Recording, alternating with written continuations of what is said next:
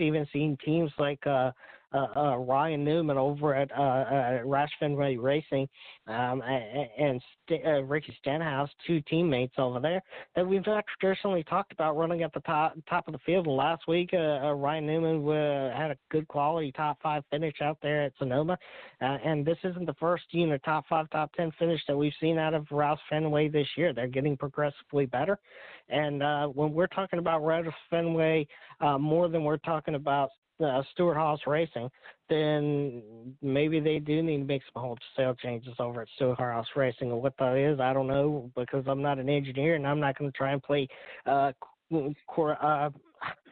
couch quarterback on a Sunday morning, but I think we're seeing some teams getting progressively better. Like I said, the Roush Fenway Racing, where we've seen Stewart Haas struggle, and we're going to talk about big 2 or 3, which seem to be Kyle Busch, Joey Logano, and Martin Truex Jr. I think those are going to be our continuous spots every single weekend that we're going to talk about, and I don't think that's going to be any different this weekend, honestly. Steve Wilson of Speedway Digest, editor-in-chief of Speedway Digest. Check them out at speedwaydigest.com. They will always be the place to go to. Follow them at Speedway Digest. Steve, where can people find you working your masterpieces? I know I just said that, but it's a lot more official when it comes out of your mouth as opposed to mine. You can follow us at Speedway Digest on Twitter, Facebook.com/Speedway Digest, and SpeedwayDigest.com. Steve, you have yourself a good race weekend out on this side of hell, if you will. Maybe have a few brewskis. Enjoy your weekend, sir. All right. Thanks a lot. You too. Take care. All right. Bye-bye. Steve Wilson, Speedway Digest, helping us break down what's going down in Chicago. Up next, Matt Hicks joins us. We're going to be talking just a gamut of sports. We're going to be playing the Homer card a little bit with the Pacers and the free agency coming up here. Starting tonight. No, I'm sorry. It starts on the 1st. I apologize, but still, this weekend. My name's Tom Marquis, El Presidente.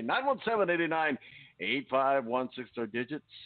We'll be right back right here on the Balance Radio Network.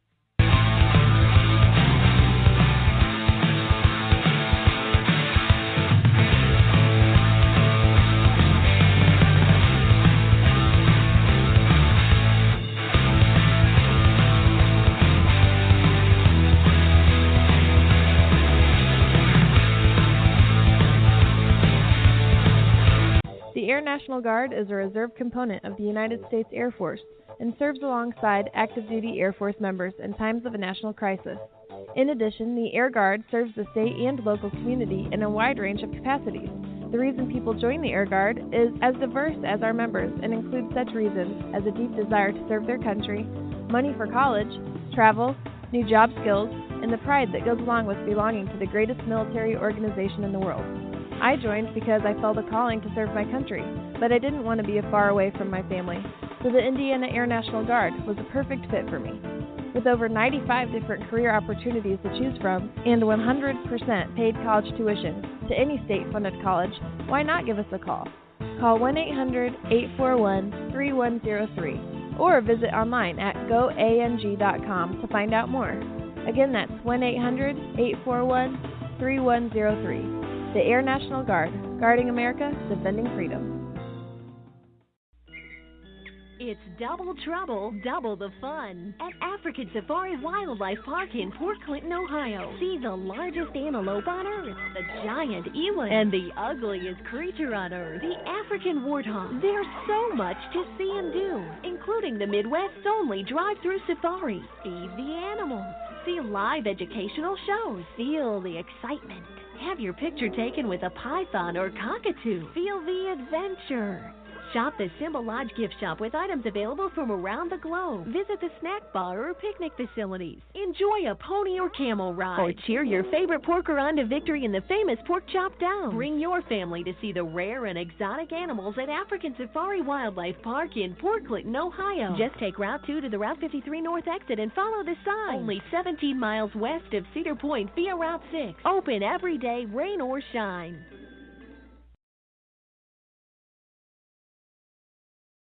When you don't go to Geico.com, car insurance can be confusing. Like, Swedish techno confusing. Bark, bark, meow, meow. Dance with me, purple cow. Bark, bark, meow, meow. Ooh, you lovely cow. Geico makes it easy. With 24/7 access, all you have to do is go to geico.com and you could save money on car insurance. It just makes sense. Unlike, Dance with me, purple cow. I like your moves. When you don't go to geico.com, car insurance can be hard. Like early 90s heavy metal hard. I'm yelling and screaming and I'm loud. Roar. Geico makes it easy. You can review and update your policy or report a claim on geico.com or the Geico mobile app. Because shouldn't we all have a little less stress in our lives? I'm not even upset about anything.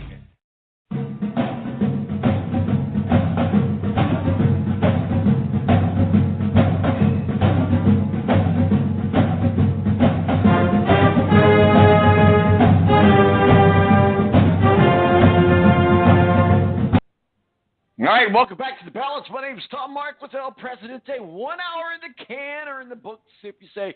Thanks to Matthew Embury taking some time away from the U.S. Senior Open up there in South Bend, WSBT, to give us a call, talk with us a little bit about that. Also, some IndyCar. He's our official IndyCar contributor. Steve Wilson of Speedway Digest just joined us in talking about NASCAR rolling off up in Chicagoland. But now we have Mr. Matthew Hicks, a fan of all fans, and helped me play the homer card as well. Matt, welcome back to the balance. How are you, sir? I'm well. How are you? I'm good. I am so glad we don't have rain. I'll take this hot, humid, muggy day all day long. Yeah. I'm going to get out there and work on my farmer's tan. Work on my farmer's tan. Hey, thanks for joining us. We'll talk a little bit about the Pacers and the Colts, but most importantly, big news breaking with the Pacers. A lot of people might not know this, but Darren Collison announces his retirement, cites religious faith reasons. As if we didn't have, the Pacers and Pritchard. Oh, they got all this money, they got all this cap space. I mean, we don't know where Savona's going to go. We don't know what's going to happen. Now we got another hole to fill. Darren Collison retires, age 31, from the Indiana Pacers. Obviously, he's been with the Mavericks and the Hornets as well. But retiring from the Pacers just gives them yet another hole they have to fill. Well, and frankly, I think the Pacers viewed that already as a hole they had to fill. I think if you follow the rumor mill, scuttlebutt was that they were going to look to upgrade at the point guard position. He was a free agent, so the timing is, well, listen, when you retire at 31, I think the timing is interesting no matter what the reasons are. But it's a fascinating situation because I don't know that he was going to be brought back, though I did read a Mark Monteith tweet or article saying that he was speaking at the end of last season that he knew he was going to have to be a backup again. So maybe the plan was to bring in a starting point guard and have Collison be the backup. But the way they feel about Aaron Holiday, the way the Pacers feel about Aaron Holiday, I just can't imagine that Corey Joseph or Darren Collison fit in to their future plans. Now, maybe, Lord knows, what do I know? But it just seems to me that at this point, I'm not sure either player, Joseph or Collison, fit into the Pacers' plans. Now, maybe they did, but them both being free agents heading into the offseason here, Collison would have gotten the job, and he would have found $10, $12 million to play next season, almost with several choices, I'm sure. I'm just not sure the Pacers were going to be one of them. We got Savona, which is probably. I mean, here's the thing: as we look at the NBA, NBA. I'm sorry, I can't even talk today. It's only Saturday. I don't know why I can't talk. But the NBA seems to be getting smaller. And in other words, the big men aren't as prevalent as they were. those teams that are looking for big men are going to be calling the Pacers and talking to the Pacers and wanting to make some deals. And we need to keep bonus here. But I tell you what, I also we need to accept the fact that Derrick Rose is not coming to the Pacers. So, at least in my opinion. So Sabonis stays with the Pacers or goes? Yeah, I think well, it's a really interesting situation. First of all, we're going to learn a lot about what they feel. I'm going to go take you down a road here, okay? Okay. We're going to learn a lot about this team in the next 24 hours. Everything you're reading says that the Pacers are going to bring in Ricky Rubio. Now, a lot of people are not on board with this. With the way this current team is set up, I really am. Ricky Rubio is one of the best passers in the NBA. His issue is he can't shoot to save his life. Now, in the modern NBA, a point guard that can't hit a three is a disaster. So that's where their issue is going to be. But with pick and pop going on and Sabonis' biggest weapon being the pick and roll, and then that cut to the basket, I think this is a perfect fit. Now, here's kind of where I'm going to answer your question in a very roundabout way. If they bring in Ricky Rubio, if they bring in at 12:01 tomorrow morning, however you want to look at it, if they bring in Ricky Rubio, that tells me they're going to keep Sabonis at least to start the season and see how this thing works with a starting lineup of Ricky Rubio, question mark at 2 until Victor Oladipo's healthy. I expect him to bring back Bojan Bogdanovic. And then the 4, to me, the starting 4 is Sabonis, and the starting 5 is Miles Turner. So we'll see how that all works out. TJ Warren, to me, takes the Tyreke Evans role off the bench, and then we go from there. Do they make us trade? They'll have some cap space to play with still, even with bringing in Ricky Rubio. Do they make a trade with Houston to bring in Eric Gordon? That, to me, take out the fact that he went to North Central. That, to me, makes a lot of sense, because here's a guy who's used to coming off the bench most of his career, but he's also used to playing those big minutes when he's needed. He'll be needed until about January to play huge minutes, and then his role will go back to the bench when Oladipo is ready to go. So those are some moves that make a lot of sense to me. Now, here's how this all blows up. If Sabonis and Turner can't coexist in the starting lineup, you have to trade Sabonis while his value is high.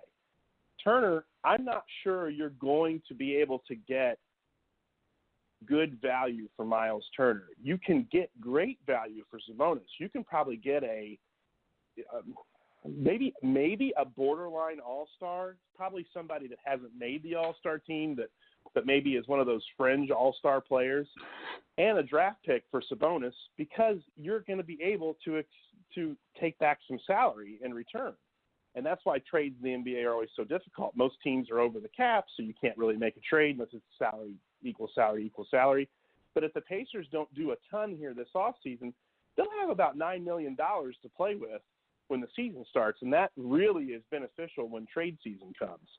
So if Sabonis and Turner can't work in the starting lineup, I would expect a trade deadline move to happen rather than it to happen here in the offseason, unless I don't know anything, which is A, very possible, or B, all this Ricky Rubio talk is a smokescreen, and they're really going to go after hard somebody else.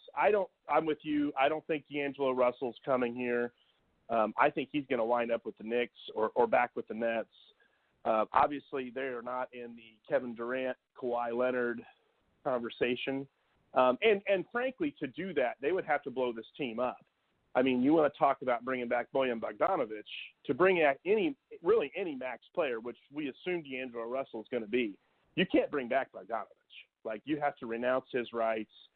They're appear to have already moved on from Thad Young, though they've not renounced his rights yet.